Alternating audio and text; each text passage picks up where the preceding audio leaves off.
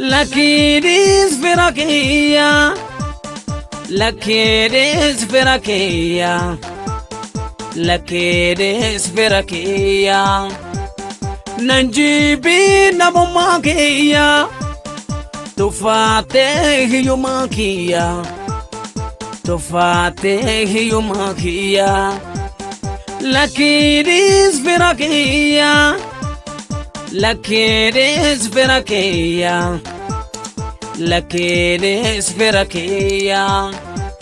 Nanjibi namumakia, tufate hiyumakia, tufate hiyumakia. Dhugaa qabatamaa jiru yoo ilaalle warreen shamarranii warreen dhiiraa caalaa jireenya qananii jiraachuu barbaadu. Kanarraa ka'uun yeroo hedduu qabeenya ilaaluun dafanii jaalala keessatti kan kufan yookaan jaalallee isaan faana ture dhiisuun kan biroo waliin kan jaalala eegalan hedduudha. Anis seenaa dhugaa irraa barattan tokkoon kan biyyoota lixaa keessatti ta'e tokkoon taajjabee isiniif qindeessee jira. Warreen chaalalii kanaaf haaraa taatan subscribe gochuun na tumsa. Barnootaaf isin gargaara jedhee malee warreen shamarranii qeequuf akka hin taane akkanaaf hubattan ibsuun naaf galchaan jedha. Addunyaan ergiisa ofiin hin oolne, namuu biraan deema badarraan teenne. Osoo teena taate maafirraa godaanne, osoo teena taate maafirraa godaanne. Malaaka rabbiilee ofi fakkeessini, malaaka rabbiilee ofi fakkeessini. Of qulqulleessite nama tureessini, of qulqulleessite nama tureessini. Seenichi asirraa eegala. Namicha tokkotu ture. Qabeenya guddaa, qarshii, manaa fi konkolaataa gosa garaagaraa hedduu qaba.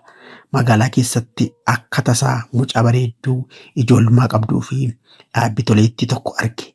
Mucaan kun garuu hiriyaa dhiiraa wal jaallatan sana waliin gaddaa fi gammachuu, dhabuu fi argachuu waan hunda waliin qooddatan waliin jiraatan qabdi turte.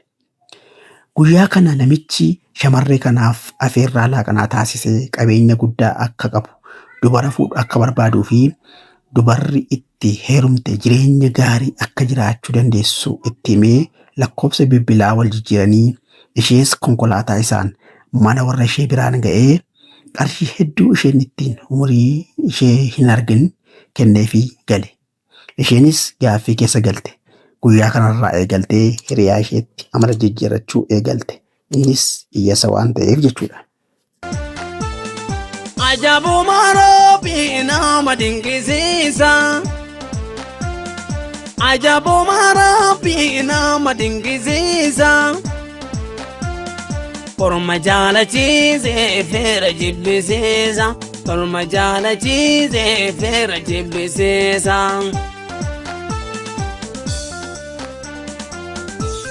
Namichi sooressi ishee barees guyyaa 3 booda itti bilbiluun gaaffii jaalalaa isheef dhiyeessuun akka ishee fuudhuu fi laayisensi konkolaachisummaa akka barachuu qabdu itti hime.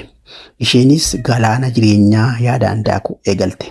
Ammas guyyaa lammaffaa beellamaan wal arganii afeeroon waan hunda waliin dubbatanii akkuma dura geggeessee manaan ga'uun cheekii qarshii guddaa qabu maatii isheef waan guddaa godhu kenneefii gale.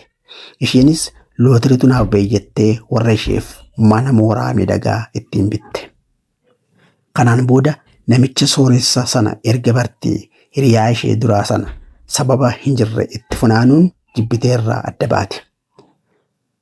Riqicha waggaa dheeraa ijaaran torban tokkotti diigdee galte. Innis ba'uu fi galuu ishee sadarkaa argu dhabuurra ga'e.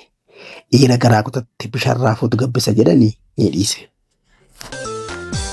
Sistema olnaa qabuu jira, sistema rabbiin mal daddaaba. Sistema olnaa qabuu jira, sistema rabbiin mal daddaaba. Sistema waan hamaan kadhaatu, sistema isaa tarkaa qaba. Sistema nagaan olee gaala, Sitima badala gatile Sitima nagano legala Sitima badala gatile Sitima atina jibbina Sitima sidese anile.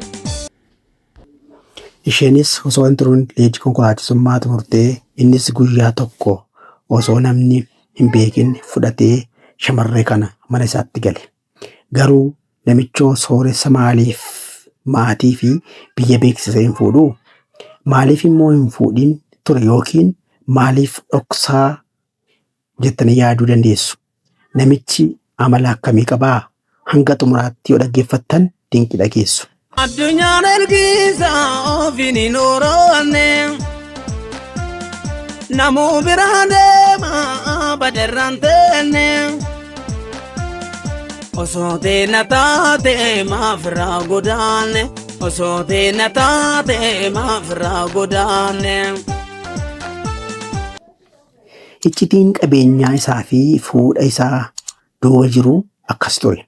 Namichi saree kormaa guddaa manaa qaba.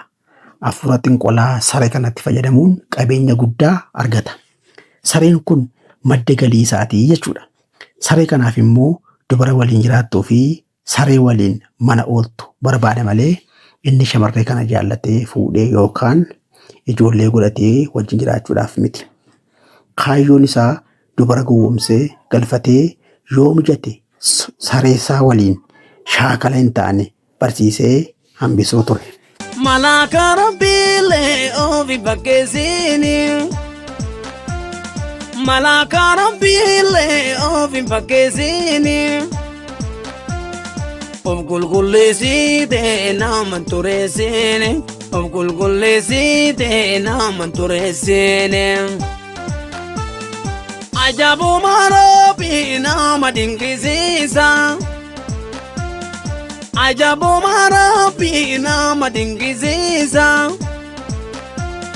Orma jaalachiise feera jibbisiisa Orma jaalachiise feera jibbisiisa. Shamarreen kunis itti heerumtee guyyaa 3 waliin turanii gaafa guyyaa 4ffaa kanaan booda isa waliin akka hariiroo hin qabne inni bakkee oolee akka buluu fi saree guddaa mooraa keessa oolu waliin akka jiraattu itti hime. Kan isheen yaaddee fi karoorfachaa turte kan dhuunfaa fi maatii ishee itti dukkanaa'e. Hiriyaa ganamaa ganteetti. Carraa ba'uun ishees dhiphaadha. Yoo baate yookaan ba'uuf yaaltee akka duutu itti himee akeekachiiseera. Sodaan rukutamteetti. Tuqaan wayiis ishee tuqee yookaan ishee argateera. Dandeettii yaaduu fi mala dha'uu isheen kanaan dura qabdus jalaa bittinnaa'eera. Hiyyeessa jedhanii qabeenya filachuun nama bor hojjetee jijjiiramuu danda'u dhiisuun gatii hanganaa kana babaasisu hubachuun ni danda'ama. Egaa maatiin chaanalii miidiyaa tarkaanfii haaraa waan nafaana turtaniif guddaa galatoomaa. Warreen haaraa taatan immoo sabskiraayib gochuun na tumsaan afeerraa kooti. Lakkiidis bira kiyya Lakkiidis bira kiyya Lakkiidis bira kiyya Nanjibi namummaa kiyya Tuffaatee hiyyummaa kiyya Tuffaatee hiyyummaa kiyya Lakkiidis bira kiyya Lakkiidis bira kiyya Lakkiidis bira kiyya Nanjibi namummaa kiyya Tuffaatee hiyyummaa kiyya Tuffaatee hiyyummaa kiyya